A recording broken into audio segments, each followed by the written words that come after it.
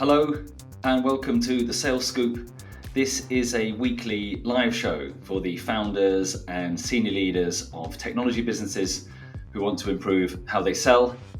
My name's Alistair Cole. I'm a computer scientist and ex-software engineer with 2 decades experience in sales and marketing. And I'm delighted to say that I'm joined today by my co-host, Kieran Gill. Hi, Kieran.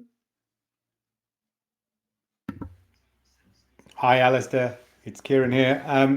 Hello, everybody. Good to speak to you. My name's Kieran Gill. I am co-founder of the Uplift Partnership. I've got 25 years worth of experience now in sales ops. I've done many different roles, mainly in corporate finance and in sales operations in big tech. Thanks, Kieran. And I know you're a very busy man on camera for most of today. So we're delighted to have you with us today and share your expertise. I mean, both of us are heavily in sales playbooks at the moment, both creating new ones for clients and amending and taking sales teams through existing ones. So it's a really, really great topic that we're talking about today, sales playbooks, and specifically their ability to land investment. For anybody watching live on LinkedIn, please feel free to leave us a comment. We'll see if we can get to it today. So I'm in sales playbooks. You might think that they are, just a boring document in their original format, but so much more than that. What's your experience, my friend, in terms of the importance of sales playbooks for businesses? Uh, the thing is, it depends on the kind of sales organization you are. The more complex, I think, the sales playbook tends to be very, very fundamental to the way your business is run. If you're more of a SaaS business, it kind of changes the product, the playbook kind of changes, but pretty much it's fundamental. It's a cornerstone to your business. And also, if you want to land investment, it shows clearly to the investor where you're spending your money, how you're doing, how will you do, what will you do with their money, and how are you going to make money for them, basically. Yeah, I think that bringing the investor straight in, we see such a connection between the discipline that is brought through, really robust sales practices with business and investors landing money. We're averaging 1.3 million pounds raised for all of our clients over the 5 years that Uplift's been going. So we've had a number of successes, and often there's been you've been able to draw a line directly from the investment round to the sales playbook, and one of our clients said that it sealed the deal for them on a $350,000 investment. So it's a really big deal. Your playbook sits for us as one of the 5 core foundations of being a confident founder seller, after assessment and strategy. So it's absolutely critical. These 8 areas are actually part of our white paper, our 12-page white paper that we'll touch on later. But sales, that playbook, a really important strategic element, and there's so many things that go into it, and we want to touch on as many as possible. We're going to break it down today into three big things. One, the sales playbook as the cornerstone of your sales engine. Number 2, how to keep it simple and friendly, right? So that it can be a working document. And 3, the third area is that how to make it a living document that isn't just made once and then never referred to, never updated, or never used again. I don't know if I want to put you on the spot and hear any kind of like bad or good examples you've got, Kieran, from people who didn't have a playbook or had an absolute killer one, and it was a massive success for them. Any stories from the trenches from you on clients past or present? Yeah, well, the client past is there was a client that I can remember not too long ago that had a playbook and hadn't revisited it for a long while, and they dusted it off and had a look at it, and tell you the truth, it wasn't actually worth the paper it was printed on, because it was no longer current. It had no understanding of what's happening. And the weird thing is, actually, if you do have a sales playbook at the moment, the chances are it is already outdated. Mainly because what's happening in the market at the moment, because everything is constantly changing. And that means potentially the customer that you're selling to is constantly changing, meaning that your ideal customer profile, your metrics, all the things that you've got in there, the way you're selling to these people, everything's constantly changing. So your playbook realistically needs to be always changing with you. And clients get, a lot of our clients do get caught out by this. Yes, I've got one. When was the last time you looked at it? 3 months ago. Probably not good enough any longer. Yeah, and we the playbooks that we create are often 30, 40 pages long, and obviously there are the ways to accelerate the creation of that content. But ultimately, you're talking about defining some really key things. Business basics. The sales strategy is front and center in that document. Including numeric targets and growth plan. The sales playbook should have deep target market analysis, value propositions, buying journeys and definitions, competitor analysis, your processes and methodology, the team, other documents that you can refer to. So it really should be the cornerstone, right? The cornerstone of your sales team, your sales HQ. And it's about like real world usage and, like you say, keeping it updated. One of the things we talked about there was target market analysis and buyers. What kind of detail would you expect a playbook to go into if for it to be the cornerstone in terms of target market and ideal customer profiles? What should be in there? Well, fundamentally, like you said, I think the market opportunity or an understanding of what the market is for that playbook. Now, if you're selling complex IT or solutions or whatever it is, and to multiple markets, your playbook's probably going to be fundamental because it's going to be a lot bigger. However, remember, it has to be a usable document for the person who's looking at it. So parts of the sales playbook probably won't get touched as much. So your IT stack probably will stay the same for 12 months, and there's no need to update that, and there's no need for that to be overly living. However, your sales process, your demand generation part of the book is continuously changing. So the major thing here is to remember that parts of it probably will be static, parts of it will be very organic and constantly changing, but somebody needs to take ownership. And that's where the problems tends to be. Somebody puts it together and then never touches it again, or passes it on to somebody else who never really cares about it because they never developed it. So there has to be a handover and there has to be ownership. And I think that's key when it comes to a document like this, because otherwise it just turns into another document that, tell you the truth, just sits in another shared folder that no one ever opens ever again. Yeah, and we'll get on to how we make sure that it is opened regularly and used regularly. But you're right. It's really about the journey. It isn't really about the document. It's really about the time that people invest in work, collaborating together to get to the answer, and then having it defined. Right, people contribute, and then that becomes the single source of truth for your sales strategy and your plays. And people must be encouraged to kind of like go back and use it, right? It should be the single source of truth, your kind of sales HQ.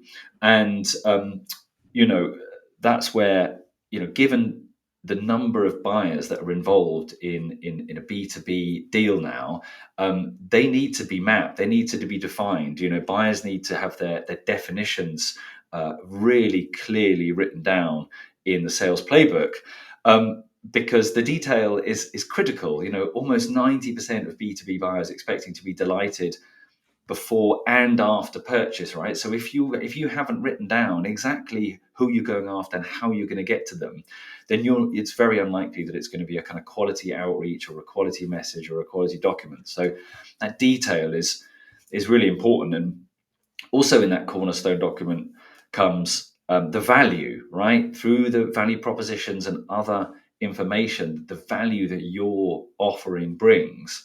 And HBR is very clear that it's a 30% likelihood of a higher quality deal where you're able to clarify the value. And we all know this in sales, right? The better you can articulate the benefits that the solution is going to bring, the more likely you are to get a quality deal. So it as the cornerstone is really, really important.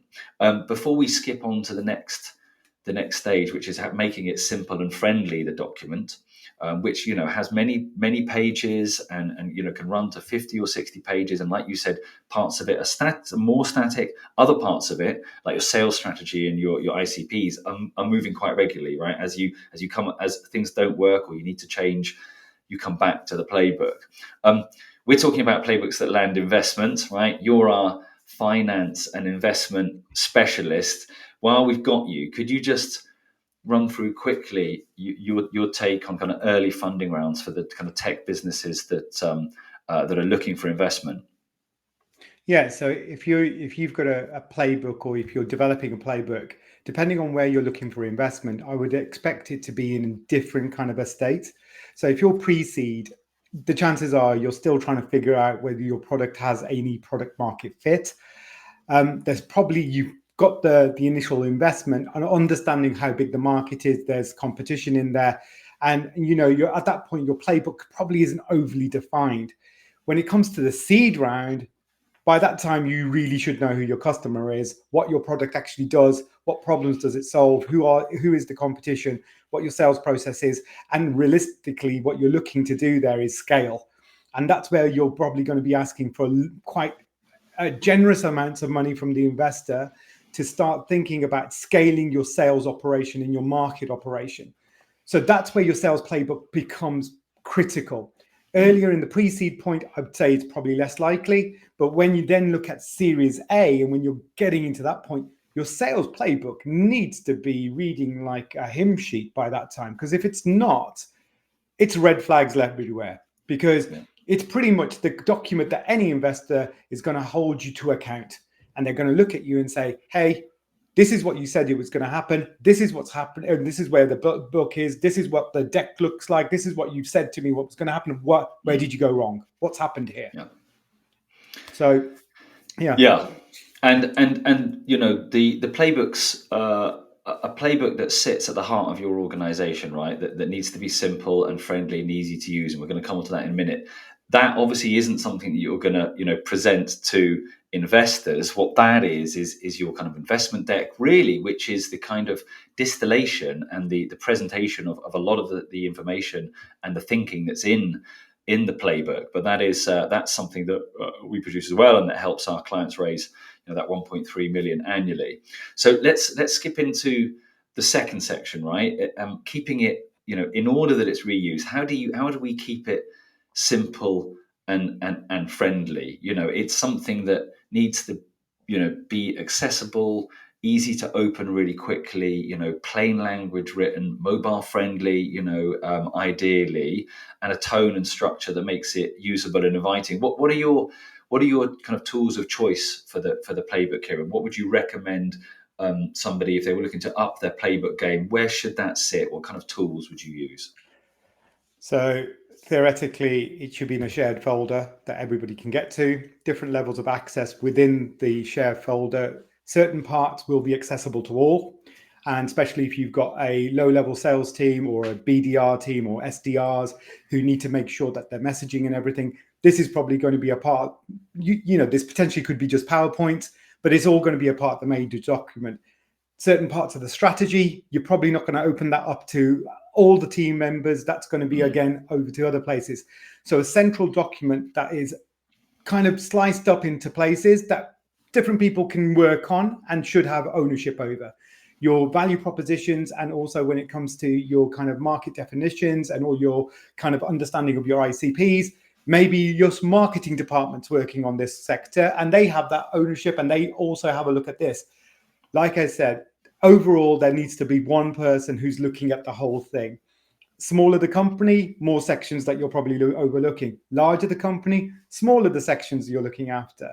But it needs to be somewhere that it's not static. It's a living document. It needs to be, what I would want to see is the last time that document was opened was yesterday. Yeah. So it's very easy to see on a share on Google Drive or on Microsoft SharePoint or wherever you're going to keep it. It's very easy to see when somebody last looked in it. Another major red flag for me when I go in to look at companies' kind of sales playbooks or whatever they want to call it, sales plays or different words for different companies, is when you know that it hasn't been touched for several months and you're thinking, wonder how you're doing that then if no one's looking at this. Yeah, and that's interesting. You talk about a range of documents, because it can get unwieldy when there's too much in there, and there is a right moment when sections or other documents come out, and often at the back end of the sales playbooks that we create, there are links out to other things, marketing strategy, assets that you can go and get. So not everything needs to live in there, and ideally it needs to be quick to open. I think our preference probably is a Google Drive doc. Quite simple. Okay, it might not look that fantastic, but that opens fast. It's quick to update. Everybody can see it.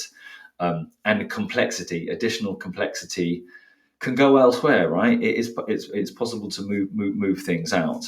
Um, and it's really about the detail. One of the big areas that we help define is the right funnel mix for businesses, across cold, warm, outreach, in real life events, and inbound, and put down the metrics and the details and the plays for how we're going out to those different bits of the funnel.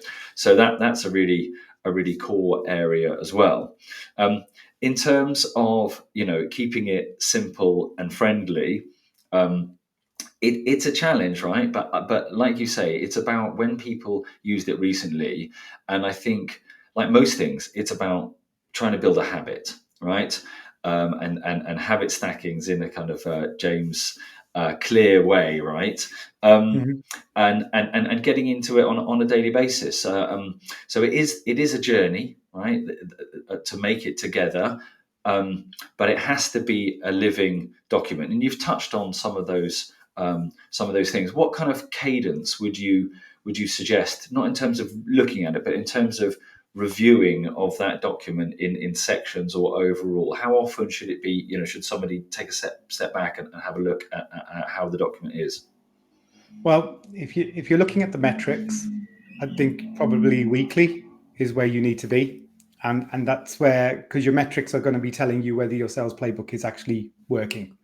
Are Yeah, the plays that you've got in there being executed? If they're not being executed, where things are going wrong. So that, for me as a sales manager, that's where I would be living. I would be, maybe my metrics are going to be on my CRM. However, my overall metrics, the metrics that I've been set for this quarter, this year, whatever it is, where however you're looking at your metrics, that's where they're going to be. So am I hitting the numbers I'm expected to hit? Are my numbers off? If they're off, why are they off? Is it because I didn't understand my market properly? Is it because we haven't got enough salespeople? What is it? So this part of the sales the sales playbook, I would be living in.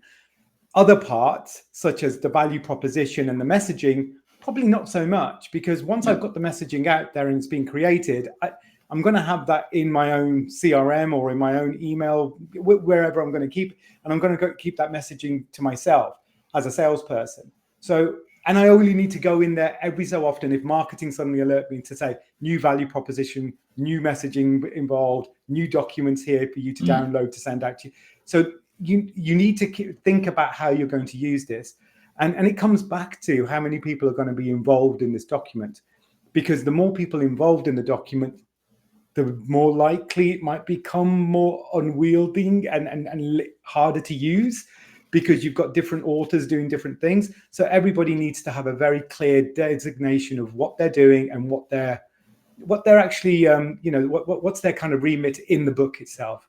So yeah. you try to make it easy for yourself to understand who does what and when they should do it.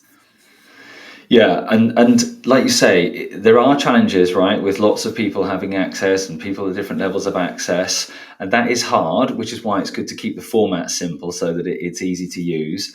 But really, that's where the juice is. I mean, the number of times where you and I will have it open in different locations, and we'll start writing a kind of new thoughts, new ideas that kind of expand and they grow, and other people comment, and then either that becomes its own kind of element, or it gets exported into something else. But it's often the place where because it's the HQ for our sales strategy and all the definitions of our buyers.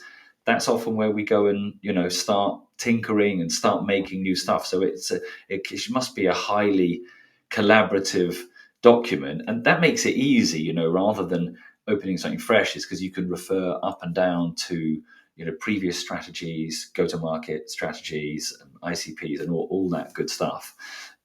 So, I mean, looking back at our notes that we recommend for clients, it's about kind of almost keeping it open, right? Really almost keeping it open in another tab.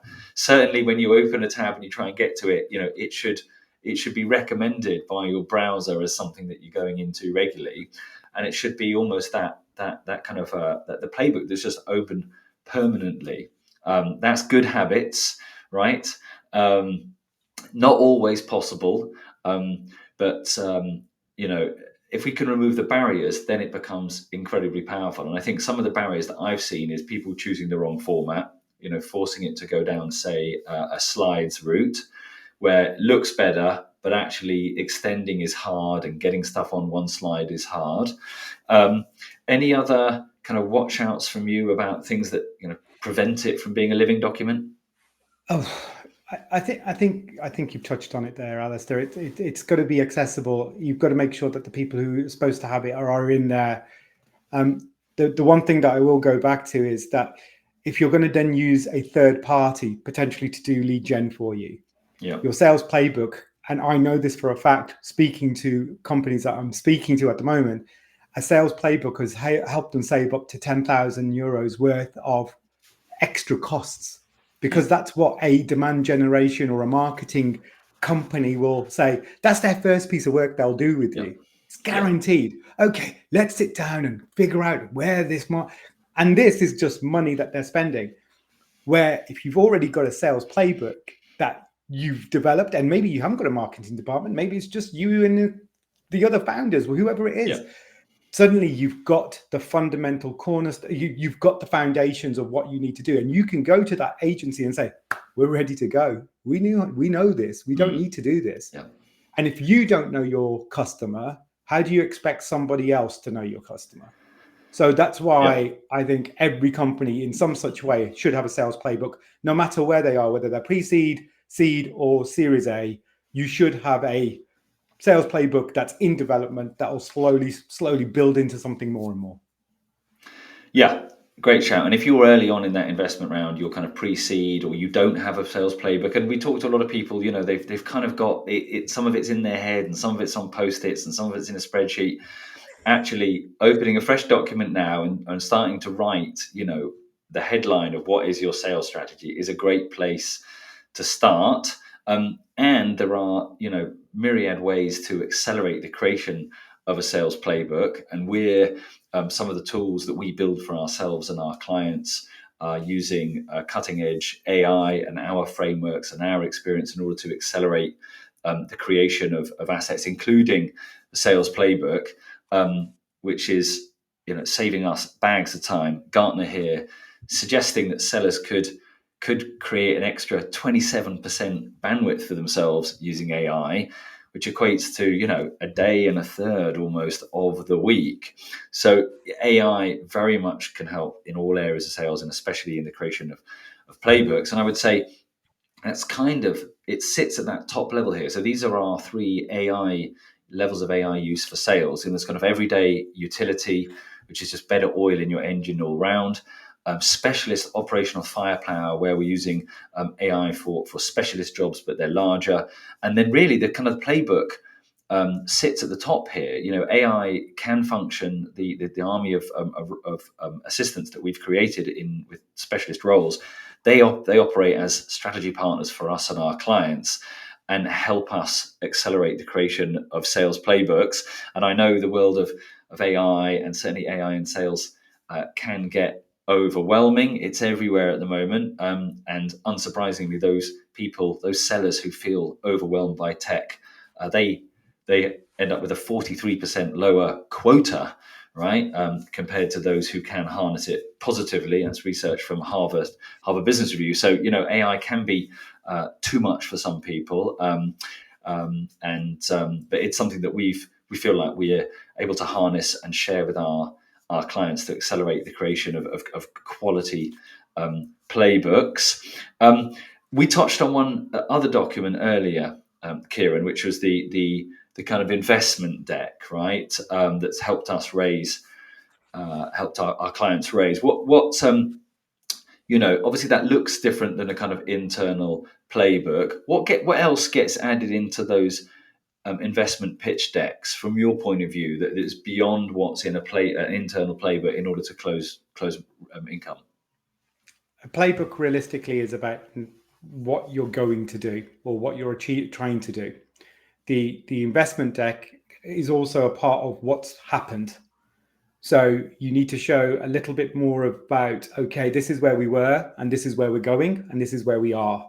Kind of, it becomes this kind of story. And that present moment is, well, we're asking for investment because your investment is going to come into us and this is what we're going to do with this. So theoretically, you're going to show, probably two different kind of strategies within there. With this kind of, if we get this much money, this is what we're going to do with it. Where are you going to spend it? And how is that going to affect the business? And what's going to happen to the business if you get that money? Yeah. Now, remember, this investment deck might be also for people who are already invested in you to say, do they want to keep on investing in you or have they had enough? Now, so it also has to show the people who have already invested into you, and it's something that you're sending out to them. This is where we have been, and this is a snapshot of what we're going to be doing in the next 12 months, 36 months, 48 months. So remember that this document tends to be more visual.